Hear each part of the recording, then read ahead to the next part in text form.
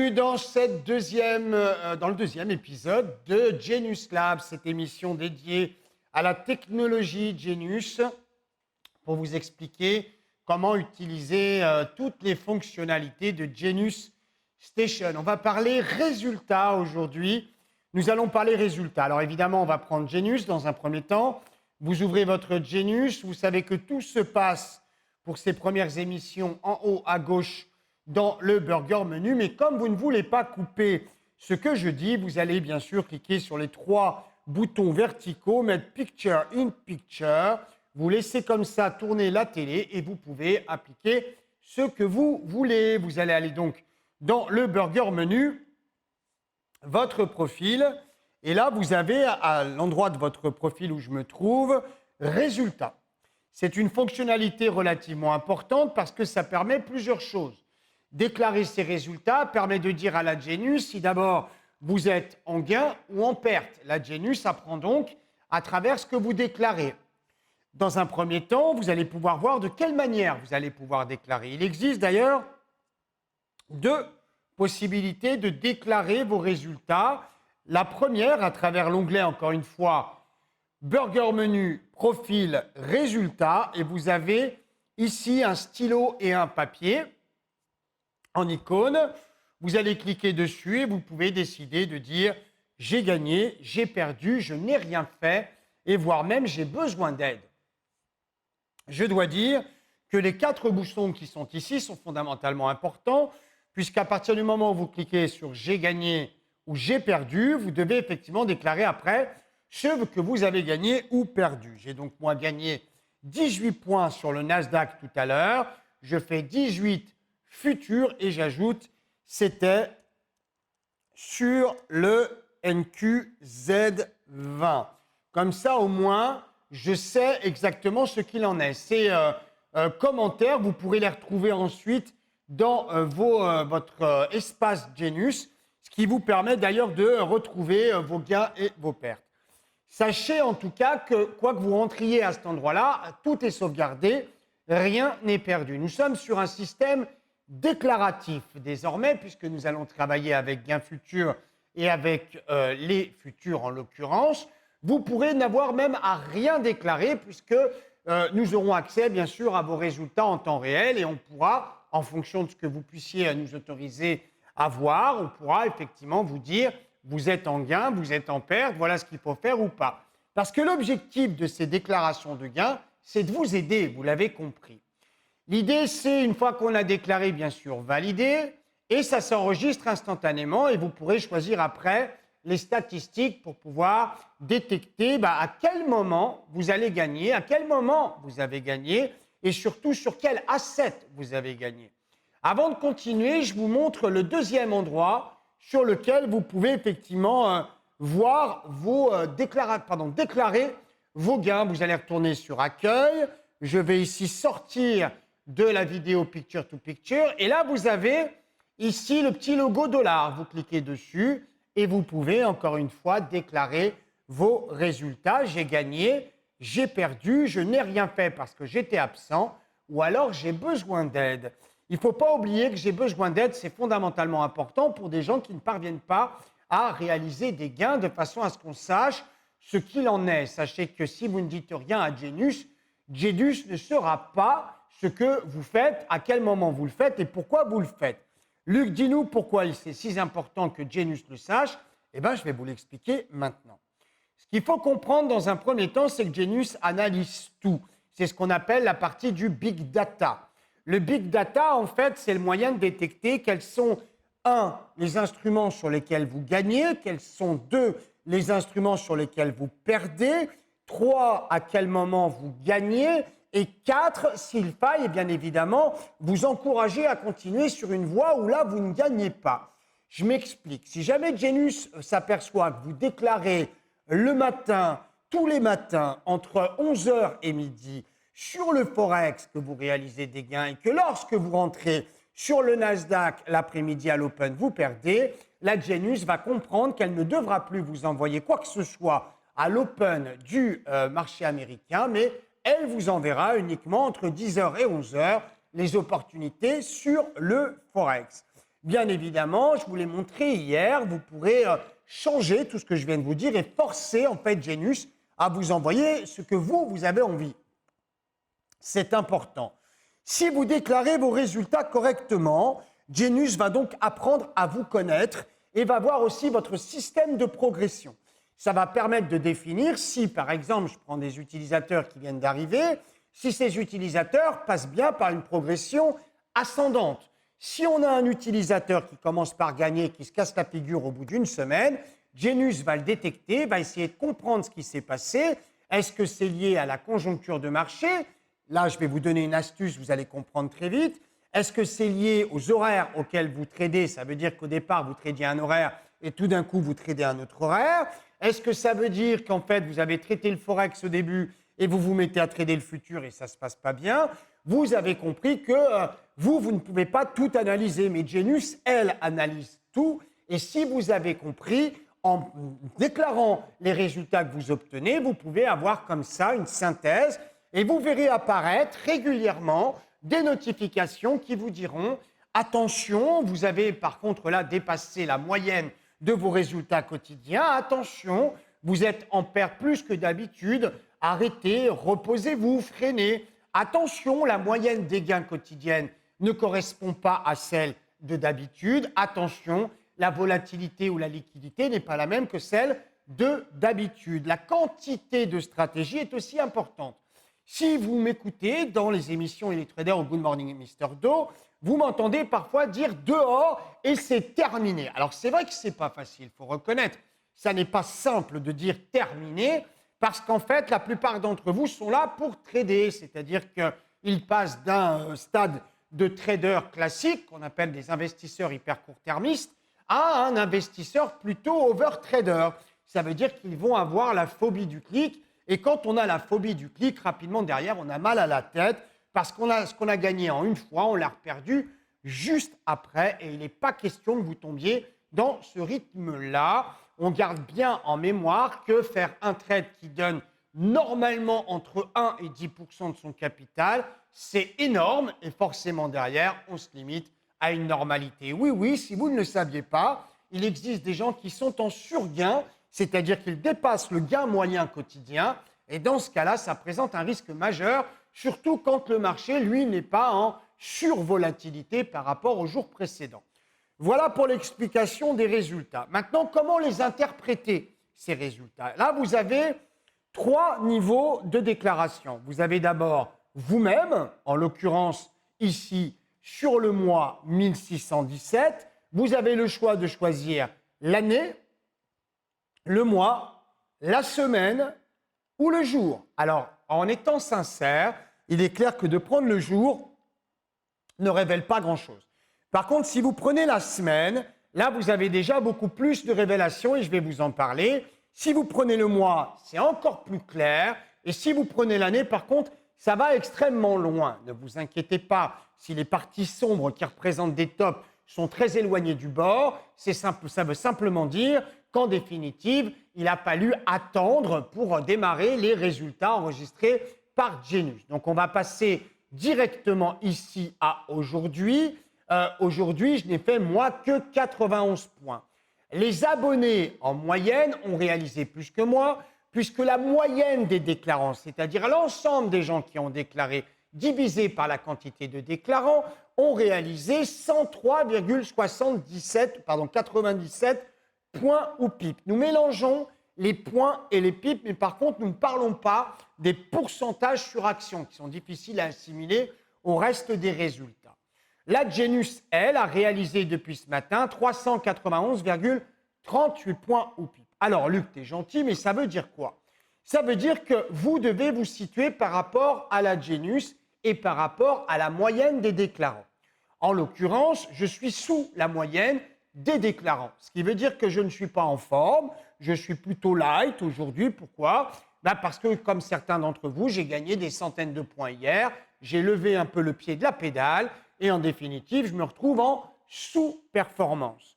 La moyenne de la performance manuelle, ça serait 103. La moyenne de la performance mécanique, automatique, serait 391 points ou pips. On est donc dans quelque chose qui est plutôt assez simple à comprendre. Ça vous permet de vous évaluer par rapport aux autres. Désormais, on va aussi parler de la partie assets. Quels sont les résultats sur les assets et par famille d'assets? Un asset, c'est un instrument ou véhicule financier sur lequel vous vous engagez à acheter ou à vendre. On va d'abord analyser mon propre comportement. Sur le Forex, je déclare 73 pips. Sur les stocks, 0. Sur les futurs, 18 points. Et le reste, 0. Voilà effectivement pourquoi véritablement je n'ai pas plus de résultats aujourd'hui. De votre côté, les abonnés déclarent 34 pips côté Forex, stock 0, les futurs 49,34 points, les indices 15,63 points, les cryptos 5 petits points, et voilà le score de 103,97. Pour la Genius, c'est un festival puisque stock 1,38, futur 1,70, indice 30 points, crypto 67, commodities 72 et currencies 51. Comme ça, au moins, c'est réglé. Pour ce qui est de l'heure des trades, d'après effectivement Claude Alain, est-ce qu'on peut les retrouver? Oui, mais on ne l'a pas de manière très précise, nous, dans la vision générale de vos gains, mais on peut les retrouver heure par heure. La Genius les connaît heure par heure. Elle a des tranches dans lesquelles elle sait si vous avez gagné ou perdu. Comment ça s'analyse? Regardez bien. Le début en fait de mon tracé, ce qu'on appelle des mini-graphes ou des spring-graphes, vous avez effectivement ici la montagne, la petite butte qui est ici. Pour ma part, j'ai plutôt été efficace dans l'heure de midi, aux alentours de midi 13h. Le reste de ce tracé représente la durée de temps entre le moment où j'ai déclaré et le moment où nous nous trouvons. Donc on voit bien que ce matin, je n'ai pas foutu grand-chose, alors qu'en fait, ce midi, j'ai plutôt performé. Ce qui veut dire que mon petit top qui est ici, je devrais le retrouver au centre de mon graphique ce soir. Pour ce qui est des résultats, j'ai déclaré effectivement sur le Forex plutôt ce midi, j'ai déclaré sur les futurs tout à l'heure à l'open des marchés américains. La Genius l'a compris et elle m'indique que elle, son petit graphe, elle m'indique qu'effectivement j'ai déclaré en début d'après-midi. Comme ça au moins c'est très net. Pour ce qui est des abonnés, la plupart d'entre vous ont déclaré sur le Forex quasiment en même temps que moi, donc ce n'est pas étonnant qu'on ait déclaré ça. Pourquoi? Simplement parce qu'on se retrouve dans un stade où le Forex a commencé à bouger sur les coups de midi. Vous voyez comme quoi c'est révélateur. On a même eu sur le Forex une petite perte, regardez. On voit qu'ici, le graphique s'affiche aussi sous la bande, en tout cas centrale. Et on a une toute petite perte qui est ici. Apparemment, quelqu'un y aurait laissé un petit peu de sous. Sur les futurs, par contre, vous déclarez très tôt ce matin. Ce n'est pas étonnant puisqu'on travaille dans Hello Trader sur les futurs européens. Puis ensuite, dans l'heure de midi et enfin très peu, vous avez été très peu à déclarer des gains dans l'Open US. Ce n'est pas étonnant, tellement ça a été pourri cet Open. C'est comme ça et ça représente bien évidemment la réalité. Pas de perte a priori sur les futurs, tant mieux. Pour ce qui est sur les indices, et c'est représentatif de la dangerosité des indices traités sur les CFD, vous avez déclaré des gros gains à l'Open Hello Trader ce matin, vous avez déclaré des petits gains dans l'heure de midi et vous avez déclaré des pertes juste avant l'Open US, qui est une erreur monumentale. Bien évidemment, on ne va pas rentrer sur les indices avant l'Open US. Il y en a quand même quelques-uns qui ont perdu un petit peu de sous côté indice. Pour les commodities, c'est jackpot. A priori, c'est grâce à l'or, d'après ce que j'ai entendu. L'or qui a bien décollé et le pétrole aussi qui est bien monté. On a de gros résultats côté pétrole, en tout cas, on les voit ici tout simplement. Pour le reste, vous n'avez rien déclaré. La Genius, elle, c'est plutôt enquiquiné ce matin, mais je sais pourquoi. Je vous dirai après, comme quoi ça représente vraiment la réalité des fonctionnalités de ce que vous déclarez et de ce que Genius, en tout cas, déclare. Elle a ce matin, en fait, eu un souci, Genius, vous ne l'avez pas vu, elle a eu un souci de base de données. Donc, elle a quasiment rien envoyé. Par contre, ayant eu Eli tout à l'heure au téléphone, il a relancé le flux sur les marchés et là, dans ce cas-là, elle s'est éclatée. Pas une perte pour Genius, que des gains. Et en particulier, les premiers sont intervenus sur crypto, des petits. Ensuite, sur les futurs, tout petits à l'Open US. Et enfin, véritablement, sur les stocks, les actions aussi, elle a gagné. Le principe de crypto-monnaie, pourquoi pas, mais aussi commodities et enfin les currencies. Donc, quand on analyse tout ce qu'on est en train de voir là, la Genius va comprendre d'abord, qu'il ne fallait pas trader à l'Open US parce que c'était dégueulasse, ça c'est clair. 2, que ceux qui perdent sont sur des produits type indice qui ne sont pas faciles à trader. Et 3, qu'aujourd'hui, la plus belle performance a été réalisée, encore une fois, sur les contrats futurs et la crypto-monnaie. Voilà en gros ce qu'on peut analyser. Ça, c'est pour le principe, vous m'accorderez que c'est extrêmement pratique, mais ça n'est qu'une vision instantanée, ça ne fait qu'évoluer. D'ailleurs, si vous avez remarqué, on a déjà progressé par rapport à tout à l'heure, puisque l'écart est en train de se creuser par rapport à ma dernière déclaration. Ce qui est encore plus probant, c'est à la semaine. Et là, on s'aperçoit que les débuts de semaine et les fins de semaine sont géniaux, en particulier pour moi. Et en milieu de semaine, c'est plutôt creux, il n'y a pas grand-chose.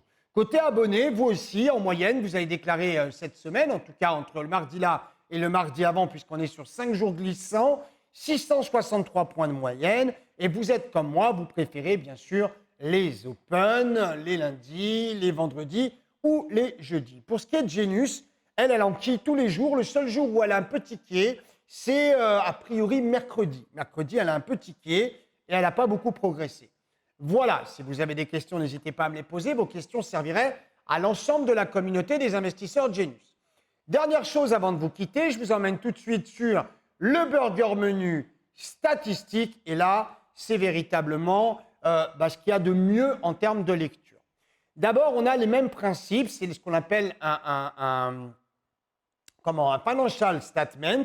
Un financial statement, c'est véritablement un statut financier. Vous avez Genius Station, les statistiques par jour, par semaine, par mois et par année. Vous pouvez voir comme tout à l'heure, par exemple, par jour, et vous allez vous apercevoir que par jour, on a une nette progression des gains des abonnés depuis maintenant le mois d'août.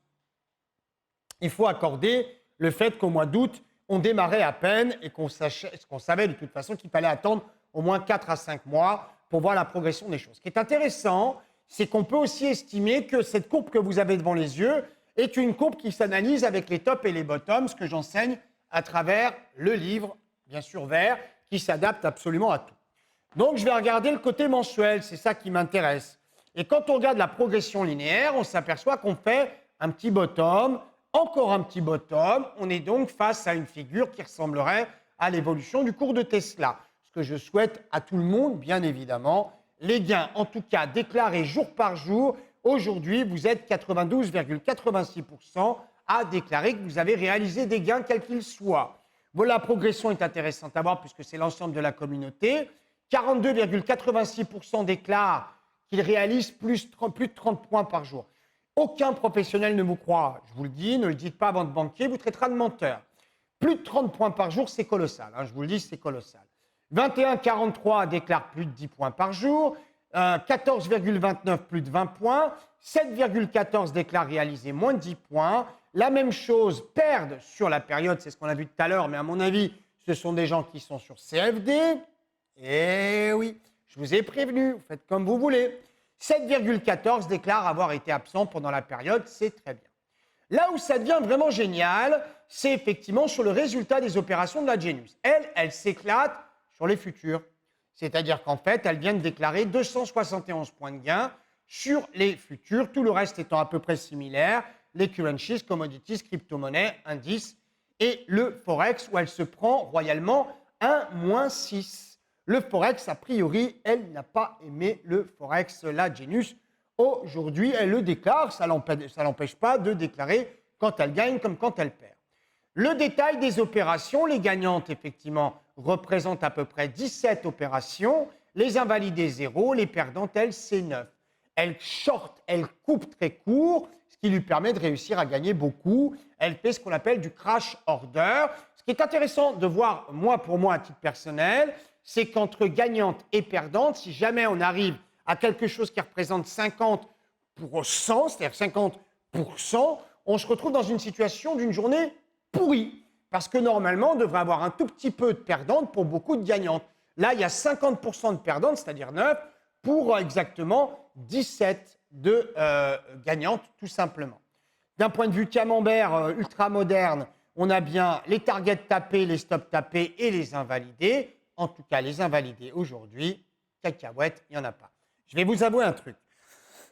Si vous voyez ces résultats, il faudrait quand même les ajuster. Je sais qu'Eli déclarait les invalidés en perdantes, c'est-à-dire que quand il fermait une position à 0, il mettait perdante. C'est pour ça qu'on a ce genre de statut à 9 opérations perdantes. En fait, ce ne sont pas des opérations perdantes, il y a des crashs, mais il y a surtout des opérations à 0. Il a changé son fusil d'épaule et a priori demain, on ne devrait plus avoir les mêmes résultats. Pour ce qui est du track record, vous pouvez le comparer, c'est exactement ce qu'on fait en temps réel. La Genius sort, nous sortons, et tout ça, ce sont nos déclarations. Vous pouvez voir en cliquant sur le chevron exactement le détail, la figure, le temps sur lequel est visible la figure. On ne cache rien, tout est annoncé, absolument tout est donné. Voilà pour ce numéro 2 de Genius Lab. J'espère qu'il vous a plu. Si c'est le cas, n'hésitez pas à liker la vidéo. On continue, il y en a une trentaine comme ça. Je vous dis à tout à l'heure. Take care, choose, enjoy. Ciao, bye bye.